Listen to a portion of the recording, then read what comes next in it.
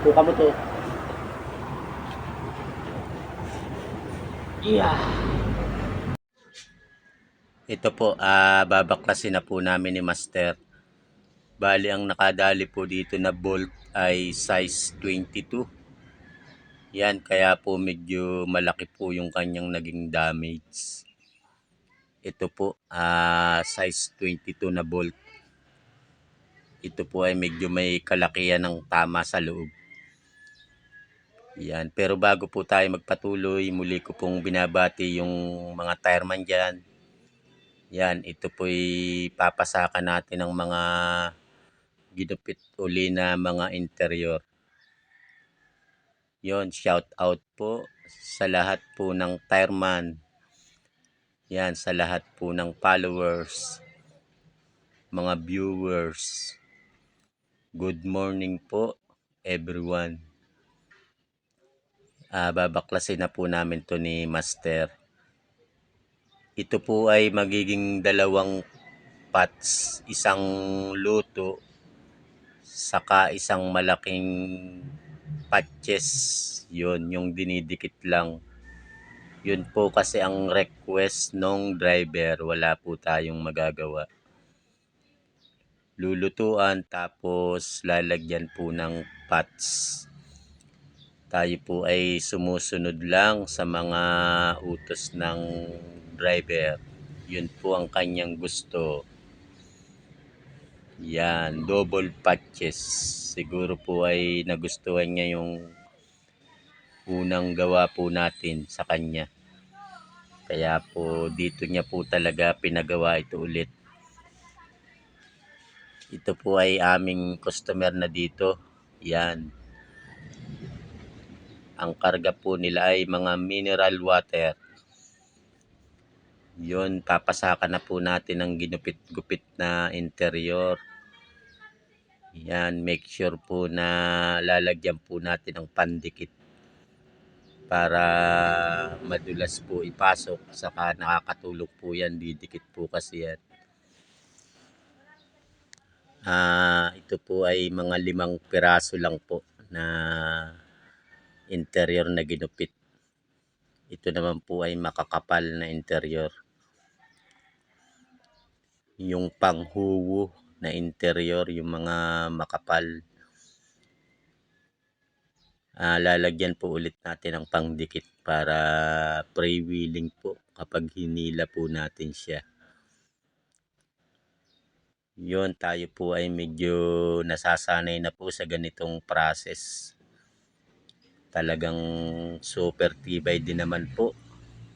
Lalo na po pag nilutuan, yan, matibay po talaga. Ito po ay bali may pasak na, may luto na. Pagkatapos ay may malaki pang patches para sa panghuli na trabaho. Yun, puputulin na po natin to at lulutuan na po natin ng gum. Mga 2 patong lang po na gum pa kasi po palalagyan pa po ng patches nung driver. Kaya 2 patong po. Ito po ay may lumabas na mga alambre. Kaya gagamitan po natin siya ng grinder na malaki. Yun, yung malaking grinder. Para maputo lang po yung kanyang mga alambre na lumabas. Marami po kasi na wash out po kasi yung kanyang alambre. Kaya po kailangan natin ng malaking grinder.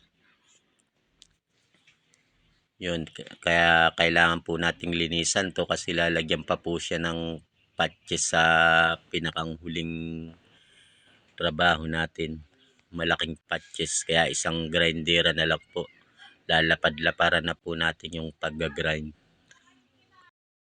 Muli po akong humihingi ng inyong suporta, mga lodi, mga tireman. Sana po ay pakisuportahan nyo po sana ang aking mga ginagawang content. Napakalaking tulong po niyan sa amin bilang isang content creator. Kaya po ako'y muling nagpapasalamat sa inyong lahat na patuloy na tumatangkilik sa aking mga content. Maraming salamat po sa inyong lahat. Ito po, lilinisan na po natin to uli. Yan. gagamitan na po natin ng mini grinder pang finish. At isasalang na po natin siya sa siklam na automatic. Yan yung siklam na automatic. Lulutuan na po natin siya mga lodi. 2 patong lang po yung pinakanggam niya kasi lalagyan pa po natin siya ng malaking pots. Yan, para hindi po masyadong bumukol kapag medyo manipis lang po yung gum. Yun po kasi ay request ng driver. Wala po tayong choice kundi sundin po ang nagre-request. Shout out nga po pala sa driver at sa painantin nitong tracking na ito. Yan, ito po ay Nature Spring na tracking. Yan. Biyahing Maynila pa po sila. Pabalik na po sila. Bali, ito po ay wala na po silang karga. Nagpa-vulcanize na lang po sila para hindi na po sila maabala. Yan, pagdating sa Maynila. Ito po, aahunin na po natin to. Halos kalahating oras na po siyang nakasalang. Yan, okay lang naman daw po kahit medyo matagal kasi pabalik naman na sila. Kaya medyo pinatagal po natin. Yan.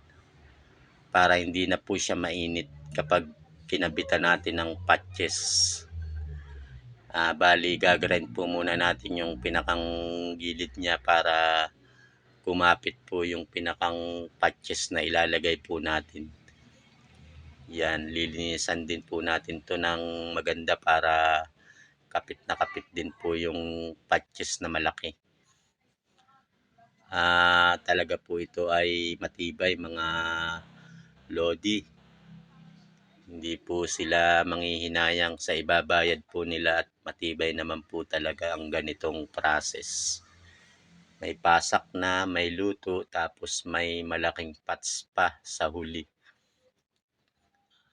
Maganda po yung ganitong proseso kapag malalayo po yung biyahe para iwas abala po sa kanila. Ito na po yung malaking patches. Yan, para mabilisan na po tayo dito mga lodi. Medyo mahaba-haba na po yung ating video. At ito po ay ikakabit na po namin ni Master. Yan, mabilisan na lang po ang pagkakabit namin ni Master. Ito po ay hindi na namin gagamitan ng gasolina. Kasi pag may patches, parang umaangat kapag ginamitan ng gasolina. Kami po ay hindi gumagamit ng gasolina kapag nilagyan po namin ng patches yung gulong kasi pag apoy po kasi parang natatanggal po yung kanyang patches kapag ginamitan po ng gasolina.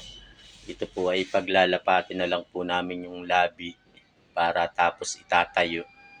Saka po namin gagamitan ng rekta. Yun lang po ang aming diskarte ni Master sa ganito kapag hindi po kami gagamit ng gasolina. Yan, bali paglalapatin lang po yung labi. Yun. Yan, tapaluin lang po natin. 4 na parte. Yan, para pag inangat po yung gulong, hindi po siya sasama yung rim. Lapat na po yung kabilang side. At gagamitan po namin ito ng rekta. Ito po ay papasok naman po agad. Basta pinalapat lang po yung kabilang side. Yon, ito po ay hahanginan lang po natin ng 120 PSI. Yun lang po ang pinakarga ng driver. 120 PSI. Yun, tayo po ay tapos na po dito mga lodi. Maraming salamat po sa lahat po ng nanonood ng aming mga content. God bless po sa inyong lahat na mga patuloy na sumusuporta po sa akin. Yan, maraming salamat.